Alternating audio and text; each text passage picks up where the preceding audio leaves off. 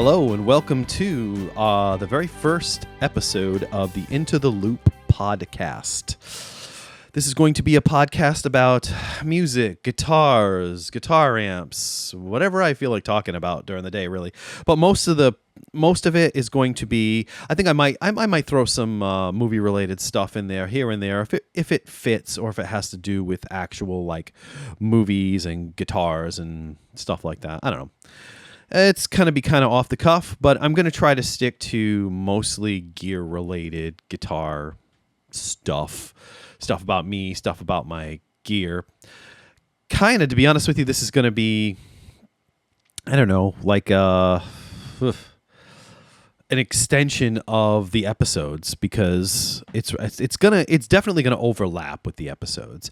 But this first episode is going to be kind of an introduction episode. I'm just looking to introduce you to me, which, I mean, if you watch the Effects Loop episodes, you kind of know me already. But I want to talk about, we're going to start this off, actually, this particular podcast episode. We're going to start it off with I'm going to go through my gear. I'm going to just say, because I have a lot of videos on my Effects Loop YouTube page. And I've noticed that I get a lot of comments from people about gear that I don't even have anymore because I buy, trade, sell. Things go through, it's like it comes into my possession and then it's gone. It's just the way that I am when it comes to this stuff. That's all. That's what I do. A little OCD when it comes to things like this, and I'm constantly wanting something different or something new or whatnot. I will say, currently, I guess you could say I have 3 amps, but currently I have a Boss Katana Artist Mach 2, not the new one, head and cab. I'm not sure if I'm going to go with the Gen 3 or not. I'm still questioning it. Well, the good thing is since I have the cabinet, I could literally just buy a new head. Excuse me, sorry. I could sell the old head and just buy a new one. So that would cover about half the cost of the new head, which is actually pretty cool. So I got that. I have a Fender Princeton Tone Master. I have had like every iteration of the Tone Master, and I mean, I've liked them all for different reasons. I think my least favorite was the Twin. I think it was just a little bit too dark and a little bit too loud. I mean, it's a Twin. I should have realized that. Kind of just be obvious. But, and I do have a Roland Street Cube now. I had a small PA system. I sold that and got a Street Cube instead because any small acoustic related gigs or any type of, live performances that I would do, I don't need a huge powered PA system to pull it off. I've got the pole. I can put the Cube speaker. I got the Street Cube X, which is the most powerful one. So I can stick that on a pole and it's a PA speaker, which is pretty cool. And it actually sounds really clear. I got to say, and I'm sure I'll do a video about this at some point in time too, but I'll talk about it right now.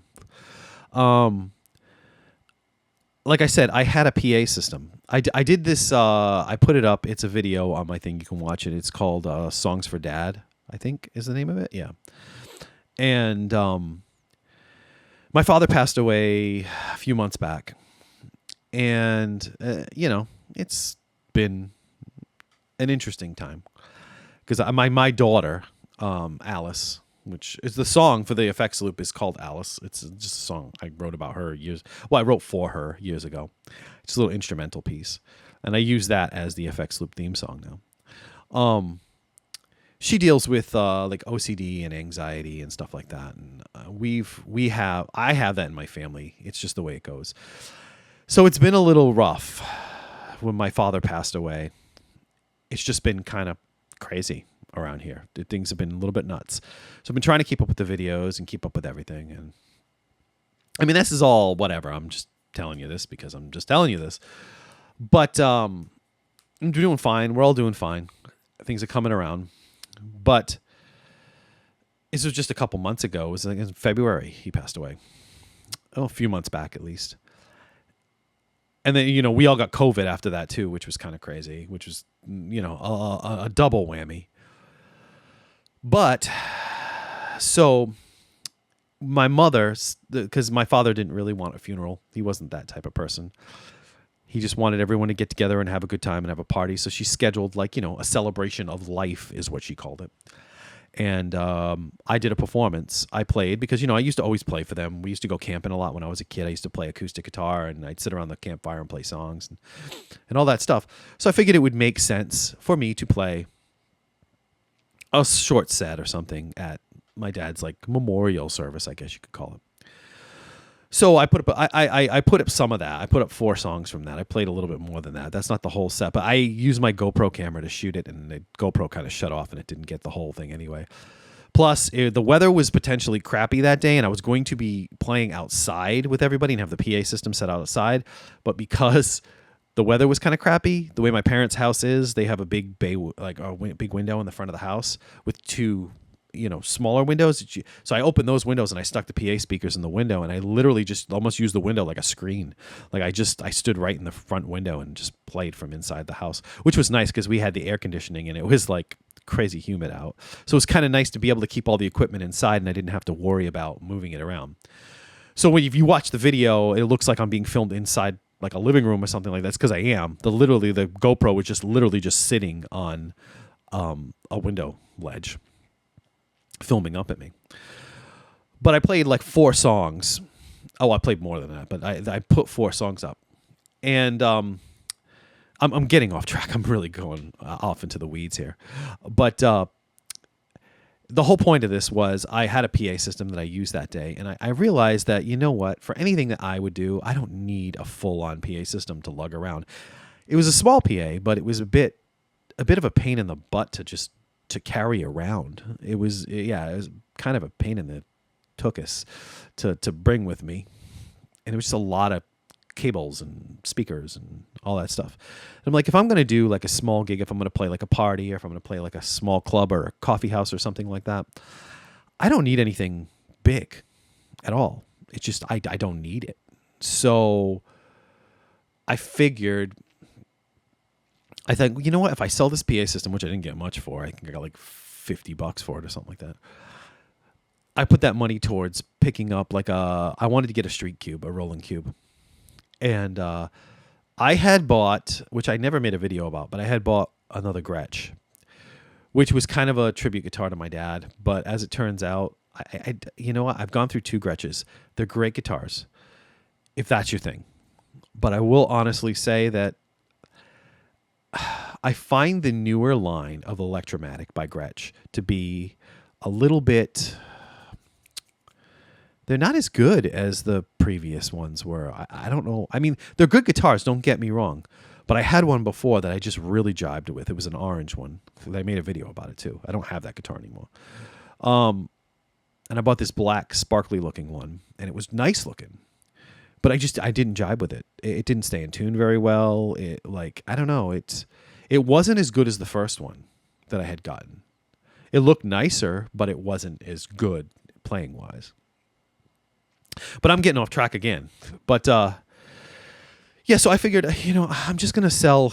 I sold that guitar and the PA system to come up with the money to buy a Roland Street Cube X.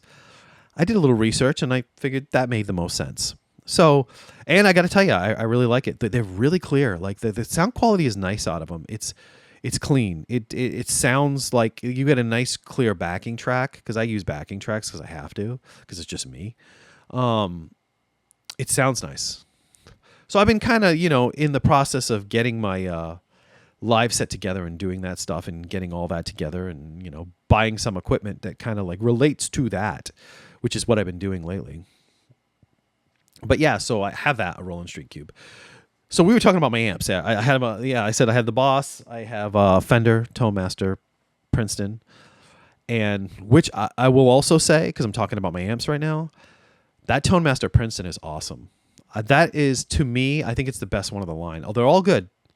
Like I said, my least favorite was the Twin, but the Tonemaster Princeton is awesome. I don't know. It's just, You can get it at just the right volume if you're dealing with like an apartment situation or a small house and you don't want to blast everybody out. You can get it at a good volume. You can use pedals with it. I had a whole bunch of pedals. I actually sold all my pedals. This is another thing. I had pedals. I've made videos about pedals. I don't own any of those pedals anymore. I sold all those pedals and I bought HX effects. I wasn't sure that I wanted to go that route, but I got to tell you, with the 2 amps that I have, the HX effects works great with both of them. The Katana Artist, the Mach 2 head and cab, and the Princeton that I have, the Fender Tonemaster Princeton. The HX effects works great with the Princeton. There is some stuff that doesn't sound good with it. I mean, it's a Princeton. It's a Fender Princeton amp. At its core, it's trying to be a Fender Princeton amp. And you're not going to plug in high gain pedals into a Princeton. It just doesn't really work that well. However, it takes like low gain stuff really good, like Tube Screamers and a Timmy. I use like, it's Tima, but it's a Timmy in the thing. And you can boost that. Like I'll use a Tima and then I'll boost it with the Tube Screamer with a TS-808. But these are like the digital ones that are inside the HX effects, and they sound great going through that little Princeton. Something about the Princeton just works. Like it doesn't have as much of, I will say, of the brittle and fizziness that I was getting from like the Deluxe, and the Twin had it, and I think the Super. If I was to buy another one of those Tone Master amps again, although they did just announce, Fender announced that they are putting out a Bassman. They're doing the Tweed Bassman as a Tone Master. It's going to be $1,500, which is a little bit high. But these amps are really good, and they seem to be pretty durable. Although I will say that the Princeton that I bought it off Amazon. Because I could do a payment plan thing with it, like this is a firm thing. That's why I bought it off Amazon. The first one I got was defective. I had to send it back, and then I got another one. Then I rebought it again, and I ended up with a good one. But the first one had some issues. It was shutting off and doing weird stuff, and so I never had that happen with any of the other Tone Masters. None of them did that. So that was really kind of a shock to me. That did that, but yeah, but the one I have now is perfect. Like it's been put to the test, and I use it all the time, and hasn't failed. It's working fine. It's working like solidly, like all the other previous Tone Masters that I had, which was every single one of the line. I've had the Super, I've had the Twin, I've had the Deluxe twice actually, and then now I have the Princeton, and the Princeton's staying. The Princeton it does everything I want from a Fender amp. But it's good. It does everything I want for a Fender. If I want that nice Fender clean sound, it's got a nice tremolo on it, and the reverb is great. Stock, the way it came, I didn't change anything. I actually like the stock reverb setting on it better than because you can update them, and it gives you a more manageable reverb, I guess you could say. But I like the swimmy reverb that you get from them, because the initial reverb that they come with, that is not it's not like a mistake from Fender. They modeled that reverb after the classic, the 60s amps. And those amps did have very, very swimmy reverb, And I've had a Tube Deluxe as well that I had for a while. I had one of the reissues. And I loved that amp. That amp was great. I really loved it. But it started to develop some issues, probably just tube related, but at the time I didn't really know that, and I wanted something else, so I sold it. Honestly, I kind of wish I would have kept it. It was a bit on the heavy side to lug around, but it was a good amp. It was a nice amp. But yeah, I love this Princeton. This Princeton is awesome. It's not going anywhere, and it sounds great when you plug it in. Like the direct out on these sound awesome. I just put it up, and if anyone wants to check it out, they can. I just put up it's called the Telly Sessions, Jay Byrne, the Telly Sessions. It was I think the week that this podcast is going to go up, it was this week's video. If not, it would have been the previous week. I'm not sure. Well, I did that, and I recorded that direct. Like, that was plugged out from the back of the Princeton, and I was using the HX effects for some basic effects. I think I used like a boost, like for the solos, and like a univibe, and it's a model of the Space Echo, the what is it, the 201 RE201 or something like that, the Boss Space Echo. But yeah, I don't know if RE, SE, RE, whatever it is. But the Space Echo, what like Brian Setzer uses basically through his Fenders to get that kind of like rockabilly kind of sound. And I played that with my Squier, my Classic Vibe Telly, which is awesome too, by the way. And I'll get to that in a second because I'm talking about my gear, so I'll get to that. Yeah, and it sounded great. I mean, that's direct. That's straight into. I actually used, what I'm recording through right now, which I'm really loving, to be honest with you. I think this thing is awesome. I bought a Tascam Model 12. Tascam Model 12. I have DAW that I can record in the computer. I use Reaper, and I also use Audition too. But yeah, I mean, so most of my music I was recording through the DAW. For a while though, I've always been a fan. I had this thing. It was a Korg D1600. That was the first real one I had a Tascam 4-track as a kid, a cassette one, when I was in high school in the 90s. And I used that. We used that a lot to record a lot of stuff. I also got, in the 2000s, I got a Korg D1600 is what it was. It's a 16-track, multi-track digital recorder. It comes with a CD burner and stuff like that.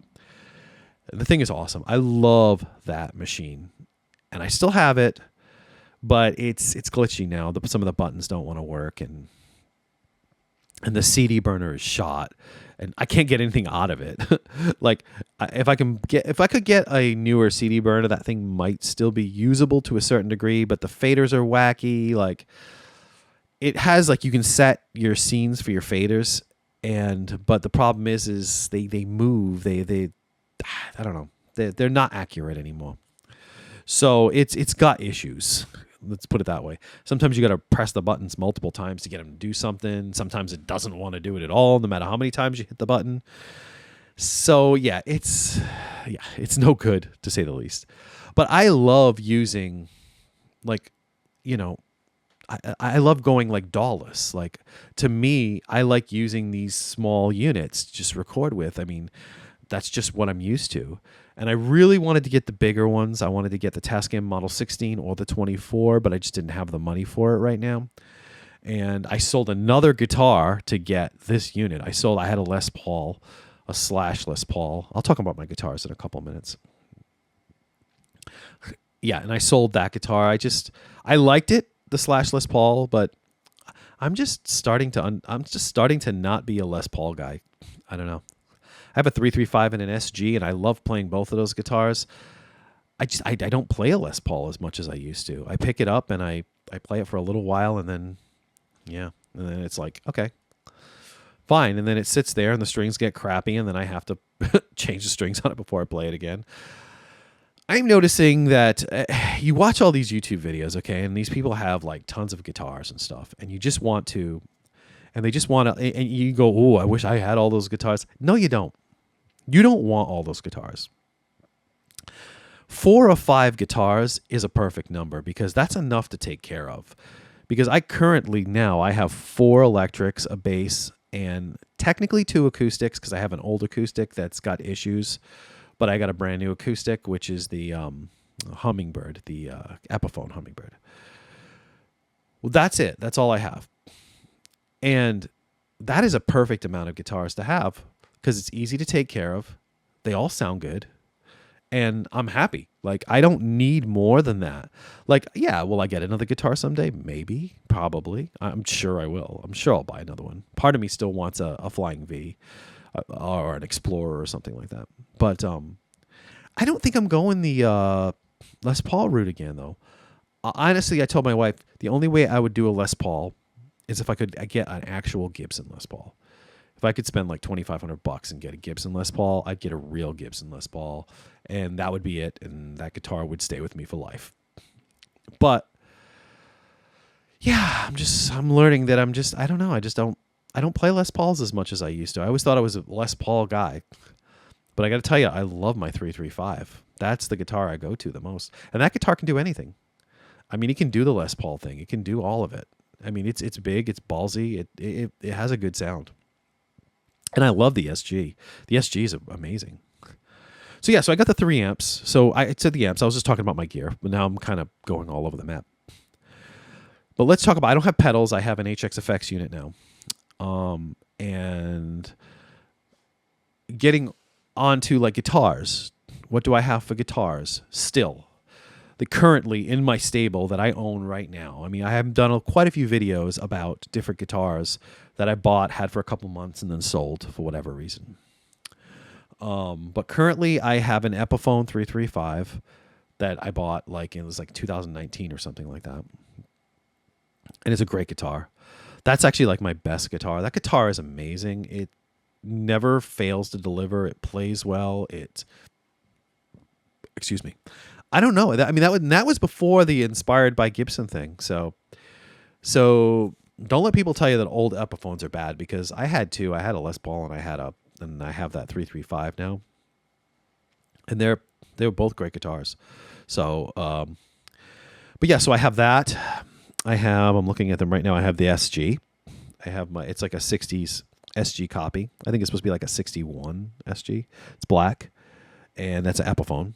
They're both Epiphones. I don't own any actual Gibsons or real Fenders anymore. I did have a Fender Strat at one point. That was my wife's guitar, but we sold that because I'd never bonded with that guitar. It was like it was like a 90s Fender American Strat. It was white. It was nice, but I mean, it didn't play well. Like, it just, honest to God, you could not intonate that thing to save your life. Like, it had problems. Like the neck was weird. I don't know. It just had so many issues. And the pickups were terrible. They were so bright. They were like, I don't know. They just had this like wicked tinny thing going on that, like, I don't know. Maybe at a certain point, that's what Fender did. That was the type of like pickups that Fender had at a certain point. But I don't know. It sounded terrible to me. And it would I couldn't get it to, I'd have to do a lot of EQing and work on it to make it sound good. And it never wanted to stay in tune. And I mean, I recorded some stuff with it and it came out pretty well. Some of my more popular songs, actually, well, not popular, but stuff that people know by me that I play mostly, stuff like Passing Time and stuff like that. That was played. I think I Can Do It Tomorrow. I think I played that with the Strat too, her Strat. And it sounded fine at the time. But I had to do a lot with it because I used to have a Helix, the Line 6 Helix. I've had so much gear, so much gear. It's ridiculous. Like I get stuff and I sell it. I trade it. I've got less gear now than I ever had before, which is funny because I have a YouTube guitar channel thing, and I've got way less gear than I ever had in the past. But I'm happy with the gear that I have. The amps that I have, I love my amps. I play them all the time. And now we're on the guitars. So like I said, I have the Epiphone 335, I have the SG, and I have two Classic Vibe Squires. I have a Classic Vibe 60s Telecaster Custom, which is awesome. Those guitars are awesome. That is like the best Telecaster I've ever owned, and I went through a few, actually. I had one of those Strat Telly things, like the 3 pickup deals. I had that for a little while. I didn't really bond with that. And it was actual Fender. It was a player. And I had a Fender player, which was a good guitar, but it was a, that was the Strat. Sorry. I'm confusing myself now. But then I have the Telecaster.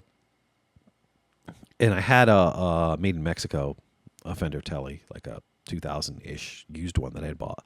It's a black and white one, which was actually a nice Telly. It sounded really good. Had kind of muddy pickups though. For a Telecaster, you would expect the bridge pickup to have some bite. It's almost like I think they call them Texas Specials. I'm not sure, but they're a little darker sounding. Maybe I'm wrong about that, but that's what I think. I think those are the Texas specials. Maybe that's what it had. I think. I don't know, but it was a good guitar, but it got sold like everything else. But right now, the one that I have, that classic vibe, the custom Telecaster, that thing is awesome. It's a great guitar. And I also have a '60s classic vibe Strat, like a cherry red, like a candy apple red. Sorry. And that one's awesome. The only problem I had with that one is I had to change the tuners. I made a video about that too, and I put hip shots on it, and those hip shots fixed the problem that I was having with the guitar. Those and the fact that I had to shim the neck a little bit because the neck was weird. Like, it's like it didn't sit right in the neck cavity, and it was causing intonation issues. I made a video about that too, intonation frustration, which maybe I'll make a follow-up video and talk about what I did, or I'll just talk about it here on the podcast. But I had to like shim the neck a little bit more to straighten it out. I did that though, and once I did that, and I got the neck like pretty much perfectly straight now, like it's perfect. Like the intonation is fixed. It stays in tune. It plays well. It plays well up the neck. Like it tunes really well. So whatever I did to it with the shim totally fixed the problem that I was having with that. That and changing the tuners to the hip shots. Now that guitar is like perfect and it plays great. So yeah. So as far as a Strat and a Tele, I think I'm covered. I don't. I might want another Strat at some point in time. I might want to get like a Super Strat, you know, like something with a humbucker on the bridge. But otherwise, I have, because I grew up with like a Super Strat style guitar back in the day, you know. So 4 guitars, 4 electrics. That's what I got.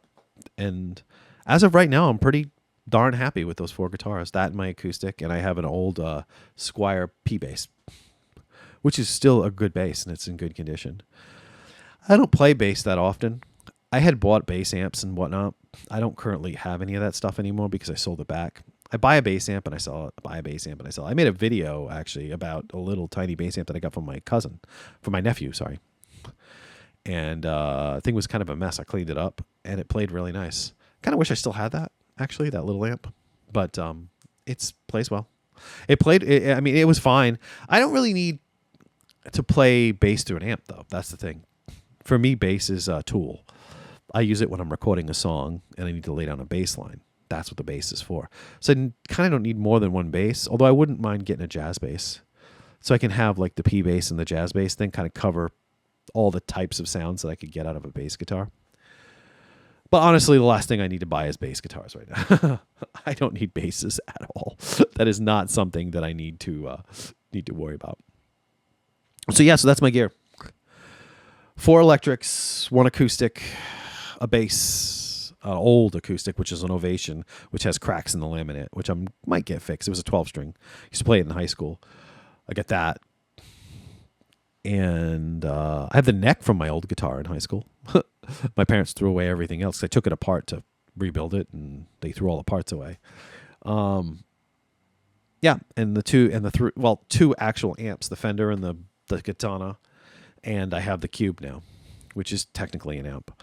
But I'm not using it traditionally as an amp. To me, that's like my PA, you know, if I was to do like a gig or something like that. For my acoustic, it's kind of like an acoustic amp. All right, so we've been talking about that stuff for a little while now.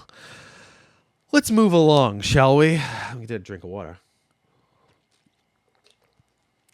I want to do a bit of a movie review here. I'm going to talk about a movie, and it's music related, which is cool.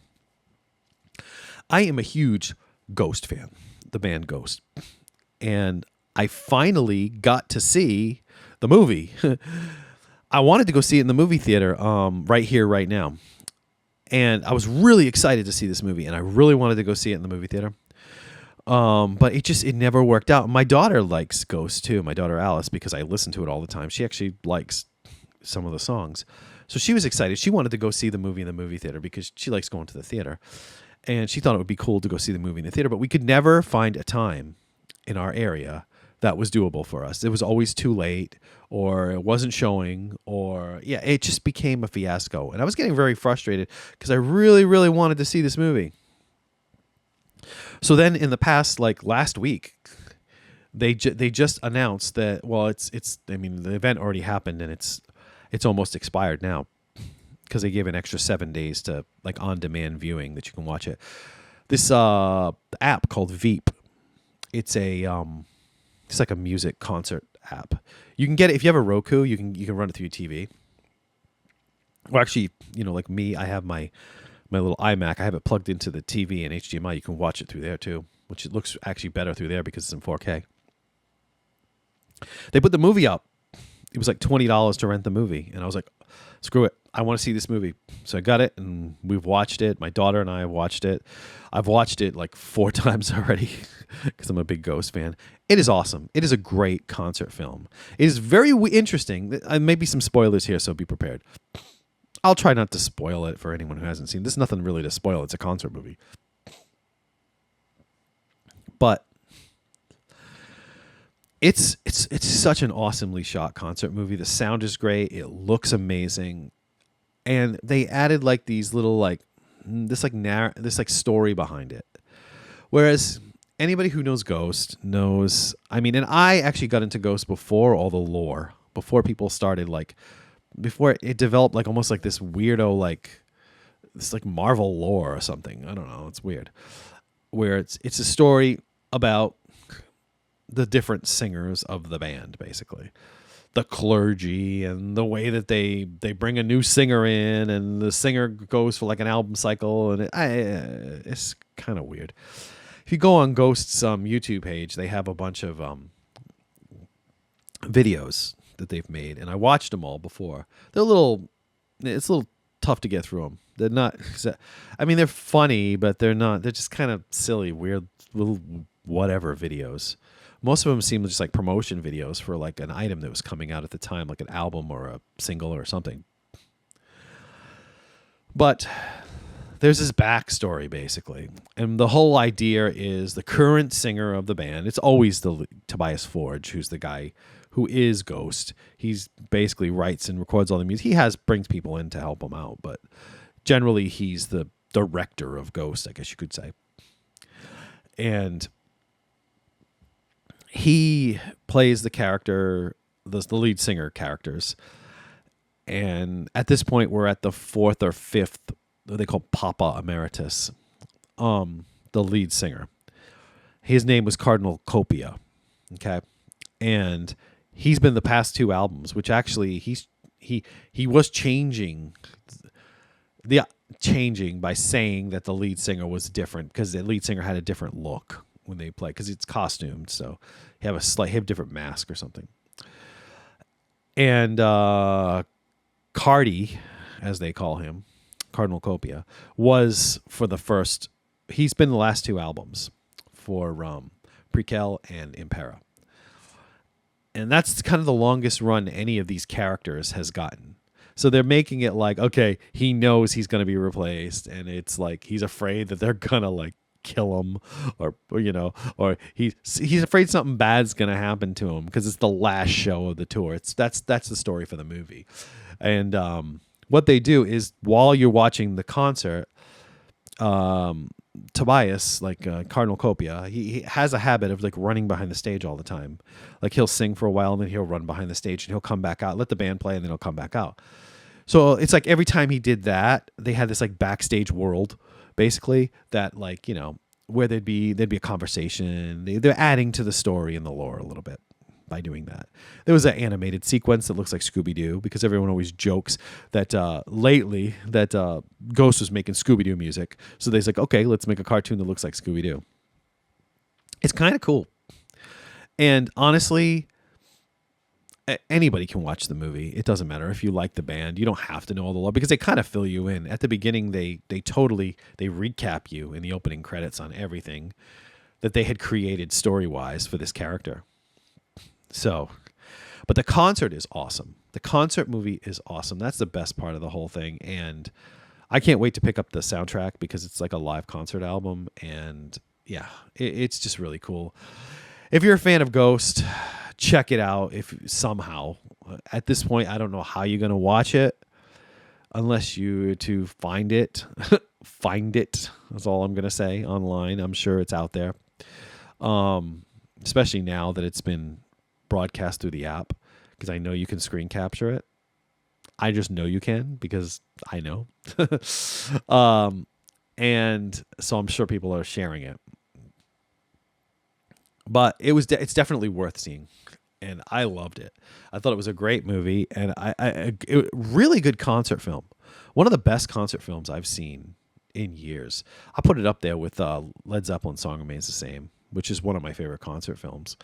Right up there with it, man. It's like it's just a well shot concert movie. That, and I really like what is it? Into the Never? The Metallica movie there. What is it? I can't remember the name of it now that I'm kind of looking right at it. What is it? It's right in front. Hold on. It's called Through the Never or something like that. The Metallica movie. I really like that. That was awesome. The one that was in 3D and stuff. That's great. Through the Never, and the Ghost movie, Right Here, Right Now. And I love Led Zeppelin, The Song Remains the Same. That's just a classic movie. But what's great about all those movies is they all have like acted sequences in them. So they're all like a movie on top of being a concert film. So they have this thing, going on. But yeah, so there's my review. I love the Ghost movie. I'm a fan of Ghost, and I think it's great. And if you're into Ghost, yeah, somehow find a way to watch it. It hasn't been the easiest thing to track down. Although this Friday, which is the 26th, I think, yeah, July 26th, the soundtrack comes out, which is a live album, and it has one new song, which was the end credit song, which I really liked. It's a great song, and it fits into the lore of the band, the type of song that it is. All right, so there was a bit of a review there. Let's move along here, and I want to talk about some gear news, basically. This is one that's right up my alley right now because I'm really into this Tascam Model 12 thing that I bought, and I really wanted to get the Model 24 because I just want something that I want to go DAW-less. I just don't. The act of using a computer to record, to me, kind of kills the fun of it. I just don't. I like faders and knobs and, just the physical act of recording, pressing a record button. I don't know what it is. There's a tactile thing about it that I just like better. So for a while now, I've been trying to find something that matches with my Korg D1600, which is the 16-track recorder. Something like that I could have that would last me years that I could use to record. I really wish the Korg still worked. That thing was great. But, it's old technology, so not a big deal. But yeah, I got the Model 12, which was because it was the only one I could really afford at the time. And I wanted to try one. I wanted to try these out. I wanted one anyway. Plus, I kind of needed a mixer for live because I'm going to be doing some live projects over the next year or so. Some things are going to be coming up, and I needed like a personal mixer, and I kind of wanted to be able to record the sets as well. Excuse me, sorry. I wanted to be able to record it as well. So it's kind of dual purpose. I bought it as a mixer for my live set, and I'm also using it as my recorder right now. I'm actually recording through it right now, like I said. And I love the workflow. I just love it. I just love plugging in a cable, hitting record. Like, it's so much easier of a workflow than having to deal with, I don't know. People like recording in a computer, and that's cool. I do think I tend to overdo it when I record in the computer. It's like throwing plug-in on plug-in on plug-in and plugging in, EQ this and like I don't really know what I'm doing with a lot of that stuff. It's just like hit a preset, and does it sound good? It sounds good. So I know what sounds good to my ears, and hopefully even though my ears are half dead now, hopefully what I think sounds good to other people. In the past, it always has. It always had to sound professional. So I think I had a good ear for that kind of thing. But I just think that like I just want a unit that's like the 16-track. That's everything. And what's nice about this is the Model 24 is essentially a 17-track recorder. it's weird because the last 3 tracks is stereo, and they go. Is it 3 or 4? It's 4. 1, 2, 3, 4, 5. Whoa! So the last 5 tracks are on the 24 are stereo. So you're technically looking at it like it's 13 and 14 grouped together, 15 and 16 grouped together, 17 and 18 grouped together, 19, 20. And the last 2 tracks, why they call it 24, it's a little deceiving the way that they label these things. It says a 24-track analog mixer, a recorder. It's not a 24-track digital recorder. Your master fader, okay? With these units, they always record, like when you're recording, it's always recording a master track in stereo that's controlled by the fader, okay? So when you're done, you can literally just, you can output that master track if you wanted to, or you can dump it into a computer, you can master it, you can do whatever you want with it. They're designed to work with a DAW. You can use it as a DAW controller. You can use it as a, you can record with it. You can use it as an interface to your computer, a DAW recorder. It would replace like a Scarlett Focusrite or something like that if you had one of those. You'd use this instead. And it's more complex. You can do more with it. But what's great about these things is like you get a full mixing strip. You get, EQ, and you've got effect sends, and it gives you there's a 1-knob compressor on each channel, and these compressors sound good. They're actually really good compressors. I'm very, very, very surprised and kind of happy with the way that they sound. So, yeah. So I want to get the bigger unit for home use. I want to get the 24, and that will be my home recording studio from this point on, is until it craps out on me, because they all eventually do. But there's a lot of analog in the unit. It's built as an analog mixing deck and a digital recorder built into it, which is really kind of cool, actually. This the Model 12 is digital. It's all digital. It's essentially a digital recorder with like analog inputs. But the bigger ones, the 16 and the 24, are all analog. They're analog mixing strips and stuff like that. But yeah, so the Tascam just announced, though, get back on track here, the Model 24 that they had before, they announced a new one now, just a couple days ago, like a week ago. Tascam Model 2400. It's going to be their new flagship one. And what's cool about the Model 2400, I got the information right in front of me here. It's 24-track analog mixer and digital recorder into one flexible console for studios or live venues alike. It's a great mixing desk, okay? It's 16 high-definition discrete architecture, this HDDA preamps. This is like Tascam's thing, these HDDA preamps, which are actually really good preamps.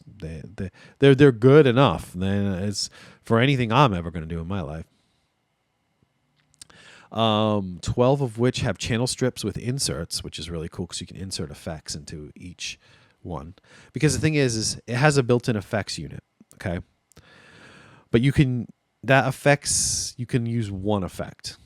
It's like you can add reverb to everything. You can add delay to everything. There are ways to reroute it so that you can do maybe like 2 effects instead of 1. If you kind of route out and reinsert it. Yeah, it's tricky. There are ways to do that. But basically you would be using outboard gear. So if you wanted like delay on your vocal track or something, you'd run out to a pedal or an effects unit.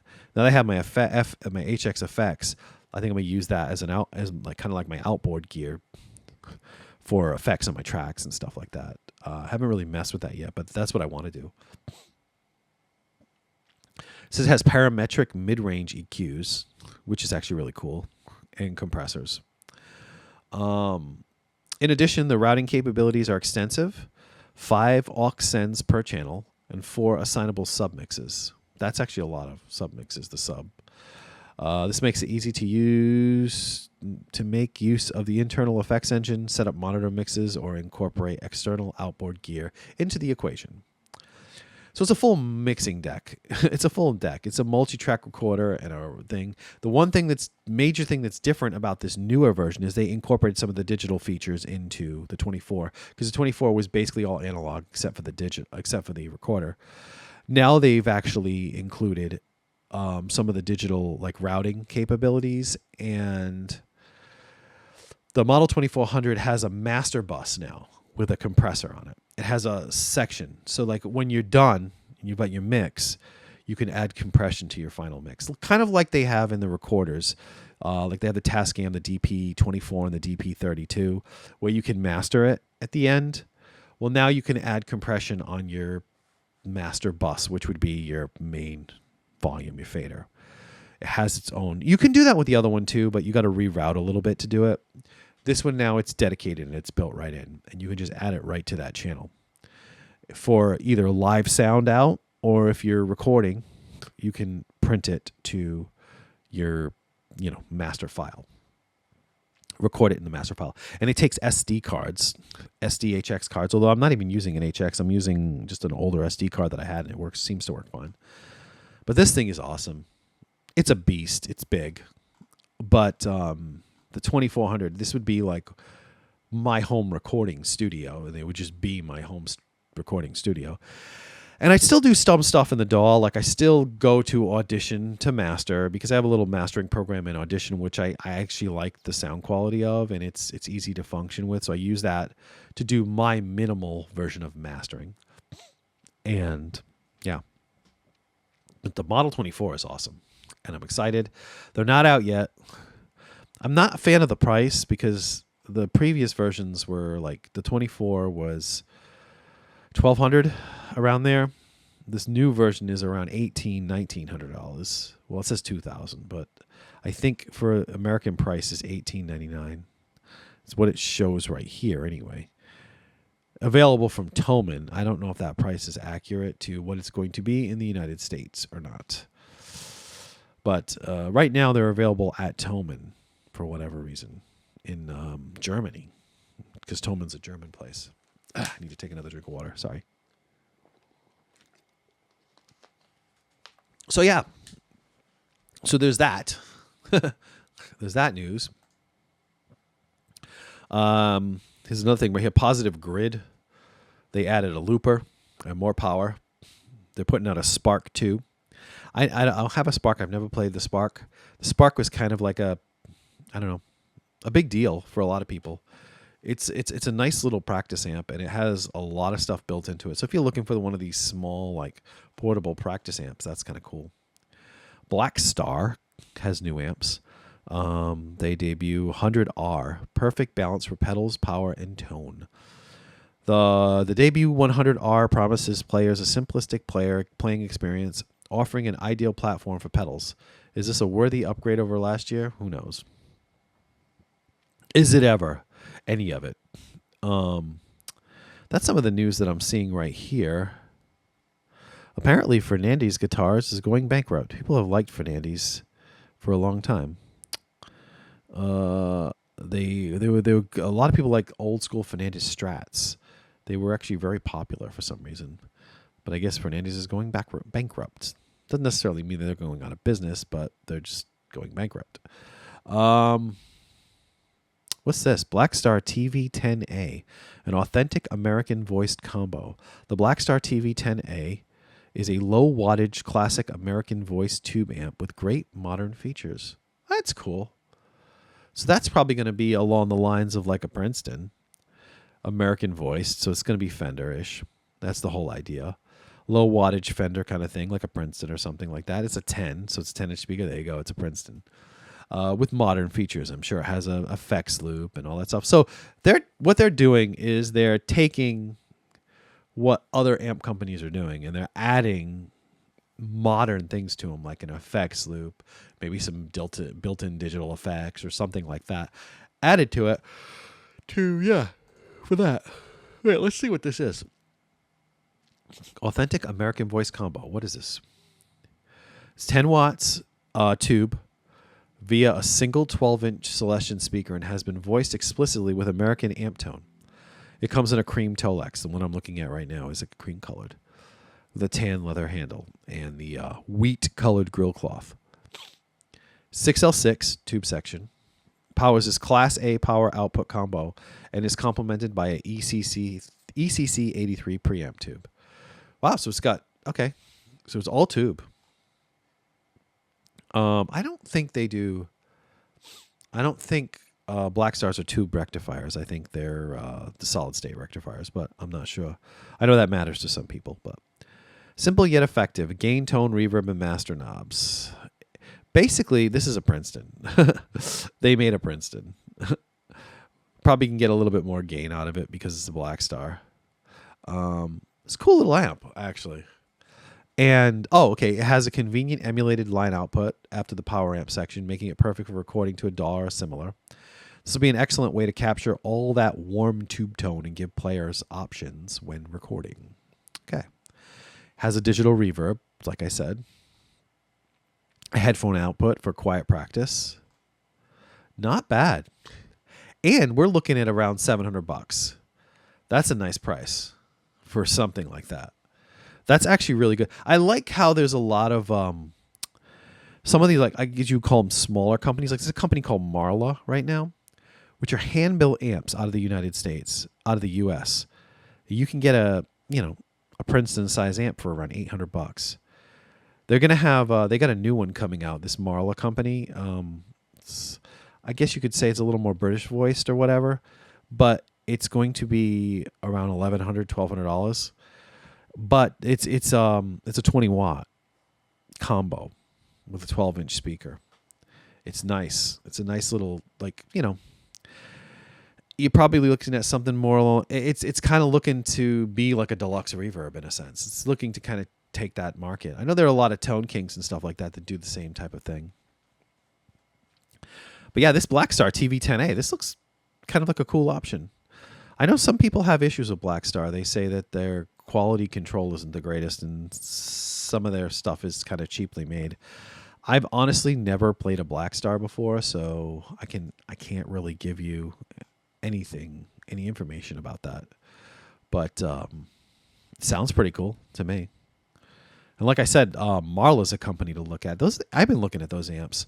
I wouldn't mind having one tube amp. I don't need multiple tube amps because I don't want to have to deal with tubes. And dealing with tubes is kind of annoying to me. But it would be nice to have maybe one tube amp. That would be kind of cool. But, yeah. All right. I don't know. What do we got here? We're at 52 minutes. I don't even know how long I've been talking for. Here we go. 52 minutes. So let's see. I was thinking about going through. I'll do a little bit longer here. And I'm going to go and look at. Give me a second here. I'm going to go to my YouTube page. And I thought it'd be kind of nice to maybe do. Because I don't really do comments like. I don't really do the. I did a couple videos where I was responding to comments. I just kind of respond to comments, I just go, oh, Ghost, if you're a fan of Ghost right now, the Mariana Cross, the sequence from the movie, the animated sequence, has been put up on their website, on their YouTube page, and it's the official video for Mariana Cross. Plus, they have The Futures of Foreign Land, which is the new song from the movie. They have a video popping up for that sometime today as well, which looks like it's another animated video, and it's going to be more animation. It's kind of cool, actually. All right, what are we at here? Let's go to the effects loop. I was thinking about what I'm going to do now is I'm going to go to the YouTube studio here, and I'm going to look at some of the comments. And let's go to the comments section, and we're going to see if I'm just going to kind of respond to some people's comments. So I'll do this for a couple of minutes here, and we'll see. I usually respond in person. I don't have that many comments where I can't respond, but it's kind of starting to build up a little bit now that I'm over 1,000 subscribers, which is awesome. Thank you to everybody who helped get me there. I'm over 1,000 subscribers. I will be 100% honest with you. I am not making much money off of this at this point. I'm still waiting for my first check from YouTube, and I'm probably at about $50. And I've been doing it it's been about 2 months, and I've made about $50 off of ads, which, I kind of Thought it was going to be better than that, but that's all right. It is what it is. Somebody commented on my Roland JC40, which I don't have anymore, by the way. That amp's gone, obviously, because I told you what I have. I love that amp, though. That was a really good amp, and I'll stand by that. And somebody wrote, it's too clean. It would make a great studio preamp. Yeah, you can use it with pedals, though. It's the JC40 was a decent pedal amp, I thought. Somebody wrote on the Gretsch. I had a Gretsch Electromatic, a G5727T. That was the first one that I had. I don't have that guitar anymore, but that was the first one. That was the best one, the orange one that looked kind of like the Brian Setzer one. I have mine at a lower action, and it's fantastic. It's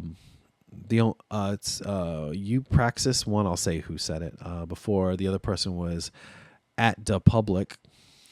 That's the name of their handle, whatever, their thing. They put the only downside for this kind of guitar is that it's sensitive to high humidity, but there it is. I love mine and all of my Gretches. Yeah, I could see why they'd be sensitive to high humidity because it's almost like an acoustic guitar. Like sometimes it just doesn't feel it just wouldn't feel comfortable, and it's like it doesn't want to stay in tune very well when the humidity is kind of crazy. And I had a couple videos where I was dealing with this whole Guitar Center issue where I was getting an acoustic guitar, and I had if you want to watch those videos, watch them. They're called Guitar Center Acoustic Fiasco, and there's 3 videos, and it's a conclusion to it finally because now I have the Hummingbird, the Epiphone Hummingbird, which was one of the guitars I bought and I actually returned, and I actually went back and rebought it because it was the best one out of all the ones I got. Kind of like, honestly, there's nothing wrong with it. It's in really good shape, and it's a great acoustic. Somebody wrote, at Paul Anderson 6511 wrote, Martin, Taylor, and Yamaha haven't played a bad Martin, even the imports. See, here's the thing. When I was stuck with Guitar Center credit, and I talk about this in the videos too, but I'll reiterate it here. I was stuck with Guitar Center credit, so I kept trading I wanted a Slash J45 because I really liked them. They actually were really nice guitars, and they came with a case and everything. I could not get a good one. All the ones that Guitar Center had at their warehouse, and they had like 16 at their warehouse. I went through 3 of them, okay? And every single one of them had a serious problem. We're not talking like minor issues. We're talking like the neck coming unglued, the bridge coming unglued. Like, one of them, the last one I had, the nut was so freaking crooked. It was ridiculous. It was unworkable. Like the slot for the nut was it was ridiculous. So Martin, Taylor, and Yamaha, they have all those at Guitar Center, the Martin, Taylors, and Yamahas. But I wanted a Gibson looking, I wanted the look. I wanted the look of a Gibson guitar. And the Martins and the Taylors and the Yamahas, it was so generic and vanilla looking. All of them. The Yamahas were super plain. They might be nice guitars. They're probably great guitars. Most of the ones for under $1,000, though, you weren't all solid wood. They had a laminate back and sides. And I had an Alvarez for a while that had a laminate back and sides, and I did like that guitar, don't get me wrong, but there was something wrong with the truss rod in that one, so I had to return that one. I mean, the truss rod was like jacked. It was literally so tight you couldn't move it. It was ridiculously bad. Like, honestly, I thought, am I losing it here? It can't be this bad, but it was bad. It was one of their newer models, the Artist series or something like that. I can't remember exactly what it is off the top of my head now. Oh, sorry. But there was Martin, Taylor. This guy says Martin, Taylor, and Yamaha. They were all really vanilla looking, plain looking guitars, and most of them had laminate back and sides, and I was looking for an all solid wood guitar. I think Martin does do an all solid wood for around $1,000. It's super plain looking though. But it's a nice guitar, I guess. I don't know, as far as I know. Honestly, these Epiphone inspired by Gibsons are awesome if you can get a good one. They're really good guitars, but you really got to struggle to get a good one. Everyone keeps saying buy Yamaha, problem solved. I just don't like the Yamahas are too plain. I didn't want that plain looking of an acoustic. I wanted something snazzy looking, you know? Something that looked kind of classic. I'm just a fan of Gibson style guitars. I like the hummingbirds and the J45s, and the J45s are a bit plain, but I mean they sound great. I was amazed at how good they sounded. Yeah. Let's see, what do we got here? I'm just kind of going through. This is not really organized. I'm just looking at it right now. Okay, so somebody wrote at Hartley 111160 about a month ago. They wrote to me. I didn't respond to this one. Boss Katana Artist MK2. Okay, this was actually talking about the combo. The video I made about the combo, but it applies to the heads as well. They wrote, if you use the power amp in, can you still use the tone shape in the power amp? No, I don't think so. I've never actually tried it. Sorry. But I am pretty sure that what happens when you plug into the power amp is it's like nothing works. It's literally like you plug into the power amp and it bypasses everything. So you can't really use the tone shape. I'm pretty sure of that. I'm like 98% sure that that's correct. Like I said, I've never actually tried it. But as with most amps, when you have like a power amp in, when you plug into that, it kind of like bypasses everything else, and that's kind of the way it works. You probably can use your master volume, and that's it. Actually, might not even let you use the master. I don't know. I'd have to try, but no, I don't think so. I don't think you could do that. Hartley 1160, I don't think so. At Ian Curry 8844, Boss Katana Artist MK2 Head and was a cab. This is about my thing. My comment was, I guess I said this. Let's be honest, it's a 100-watt 212 amp. He writes, hi, I love your content. However, if we're being honest, this is not a 100-watt amp. It only draws 77 watts from the wall. So how could it output 100 watts? Huh? Yeah, okay.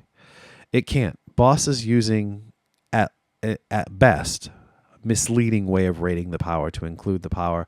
It could maybe output for a microsecond using the power stored in the capacitors.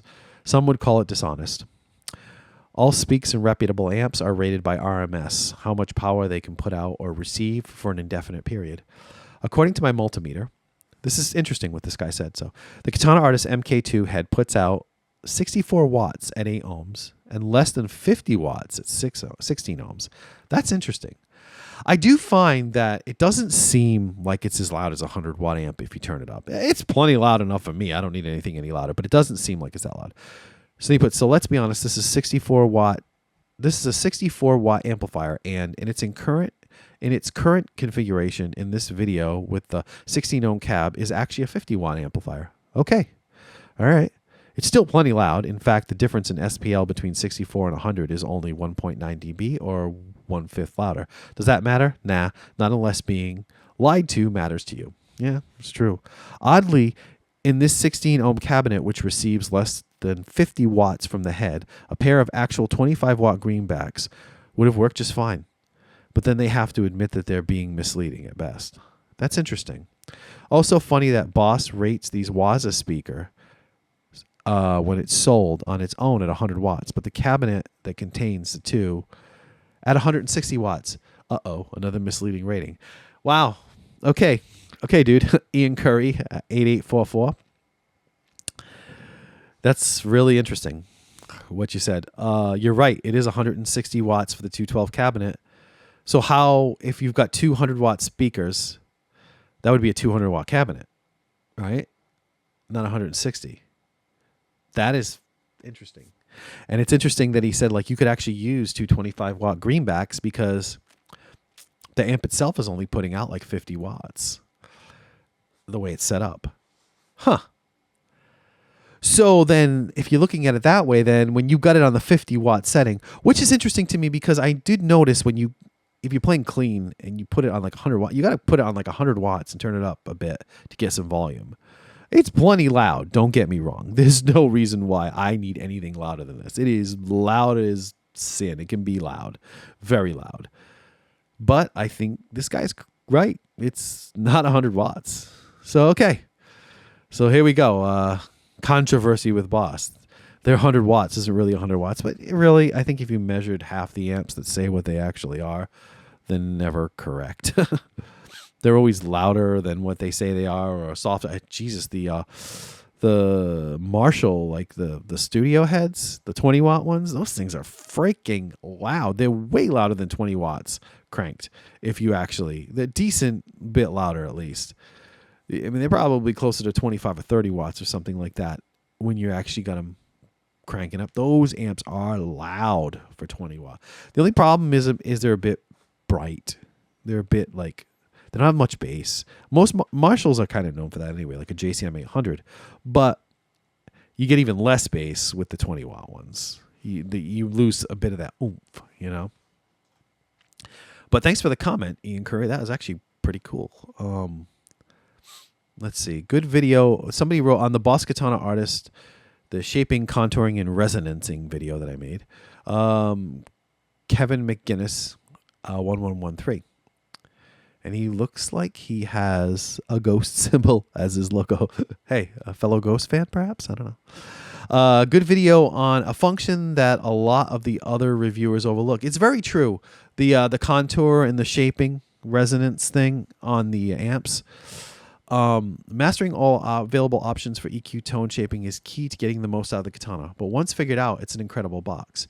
You already made it sound great just out of the box without even touching on the additional SW options available through the Tone Studio. Yeah, he wrote, it's effing insane, can lead to tweaking paralysis, but once sorted, it's amazing. So he's saying that the 10-band or the 3-band parametric global EQ, you can use that. 2 additional 10-band or 3-band parametric. Yeah, this is all stuff that's in the actual software for the Katana. And an additional one with a solo boost for the artist, yeah. And this sneaky amps, I tried them once. You can mess with them, but I don't know. I don't think you really need the sleepy amps. But though apparently on the new Katanas, the sneaky amps don't work. So you can use them on the Mach 2 version, though.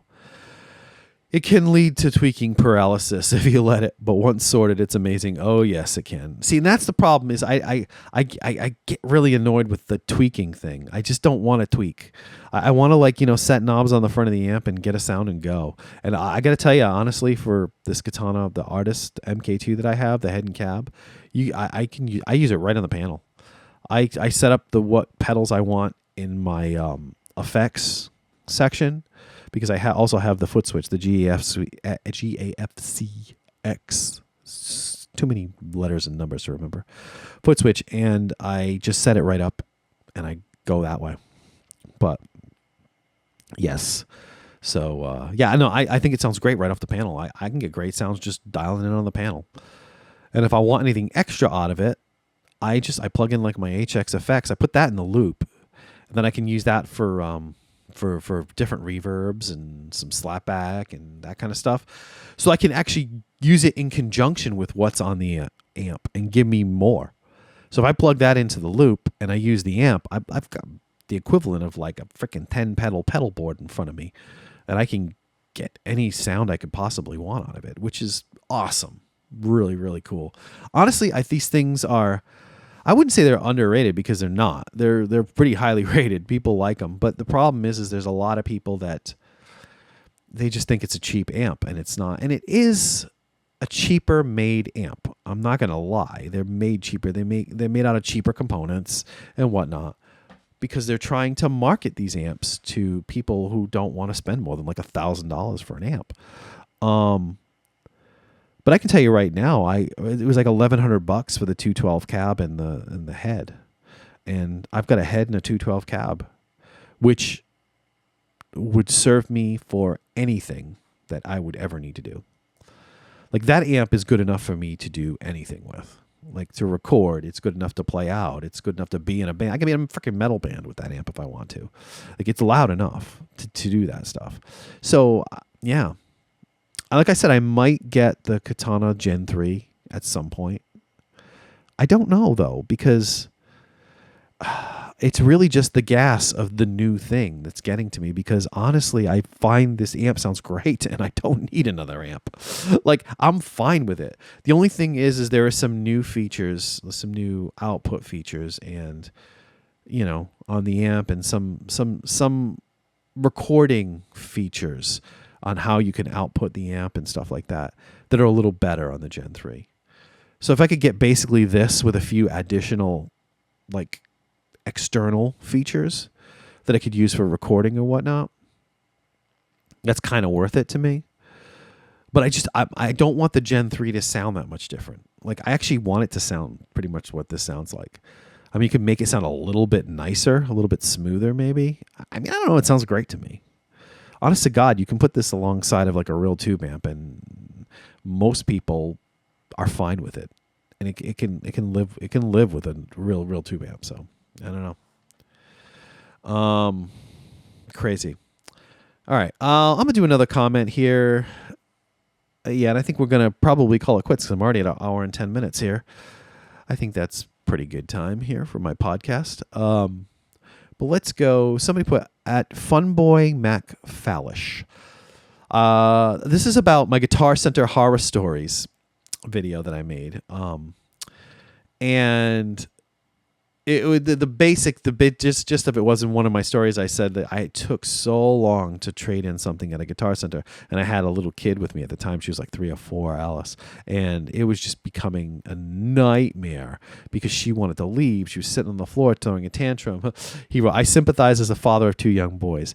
The thing is, guitar stores, antique stores, and other shops with high-end goods not meant for kids are the last place you want to bring them. Unfortunately, yes. But I mean, if I'm kind of stuck, and I have to sometimes, because they'll want to touch everything and be distracted by everything." So true.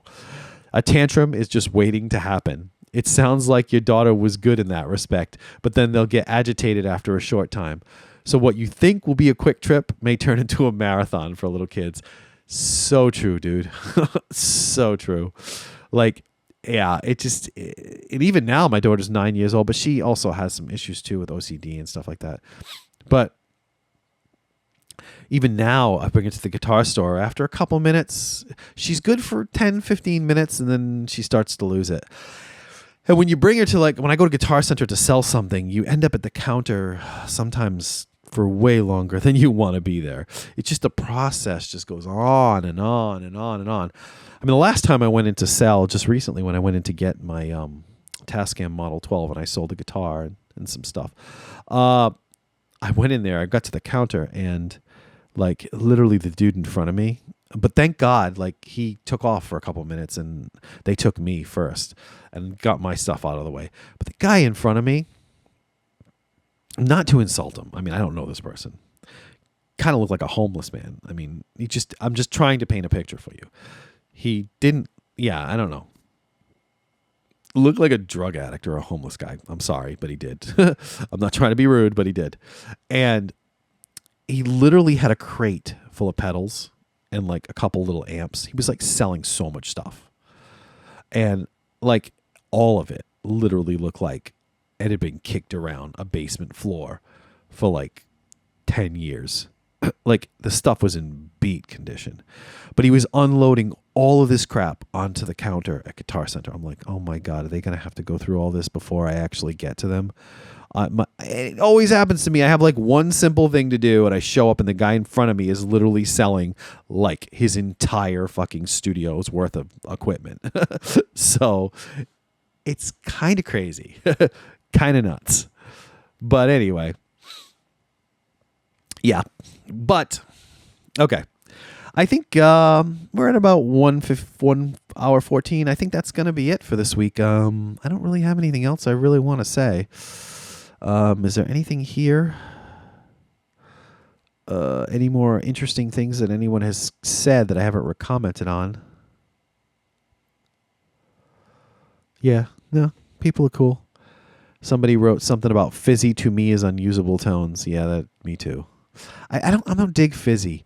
Fizzy's weird. Like with certain tube amps, like especially orange amps, because they kind of go towards more like a fuzz sound. They can be really fizzy and strange sounding. And I don't like I just don't. I don't gel with that sound.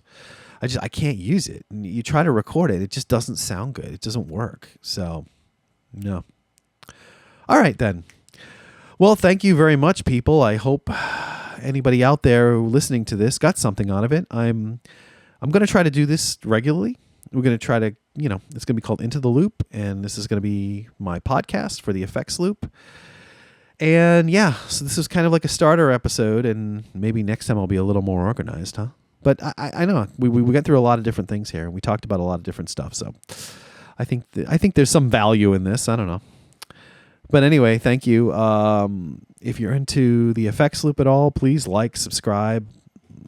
That helps me out. And I will talk to you soon. And hopefully, I hope you guys dig this podcast and check it out next time.